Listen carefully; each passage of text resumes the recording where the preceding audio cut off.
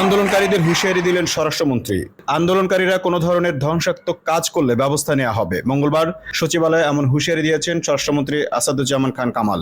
আন্দোলন না করে আদালতের উপর ভরসা রাখার আহ্বান জানিয়ে তিনি বলেন, ছাত্ররা কারো শেখানো বুলি বলছে, এগুলো তাদের নিজেদের বুলি নয়, তারা ভুল করছে। আমি মনে করি আদালতে এসে তারা তাদের দাবি তুলুক। স্বরাষ্ট্রমন্ত্রী দাবি করেন, এই আন্দোলনে বিভিন্ন মহল থেকে উস্কানি দেওয়া হচ্ছে। বলেন, আন্দোলন পরিহার করে তারা যেন ফিরে আসে, শিক্ষার্থীরা যেন ধ্বংসাত্মক কার্যক্রমে লিপ্ত না হয়। এদিকে সরকারি চাকরিতে কোটা বাতিলের এক দফা দাবিতে মঙ্গলবারও উত্তাল রাজধানী ঢাকা। এই দিনও সড়ক অবরোধ ও বিক্ষোভ কর্মসূচি পালন করেছেন ঢাকার বিভিন্ন বিশ্ববিদ্যালয়ের শিক্ষার্থীরা। রাজধানীর সায়েন্স ল্যাব মোড়, গাবতলী, মোহাম্মদপুর, বেড়িবাঁধ, নতুন বাজার, মধ্যবাড্ডা থেকে শুরু করে নদ্দা, বসুন্ধরা আবাসিক এলাকা, কুড়িল বিশ্ব রোড, মহাখালী, বনানী সড়ক সহ বিভিন্ন স্থানে শিক্ষার্থীরা অবস্থান নিয়ে কোটা বিরোধী আন্দোলন চালিয়ে যাচ্ছেন।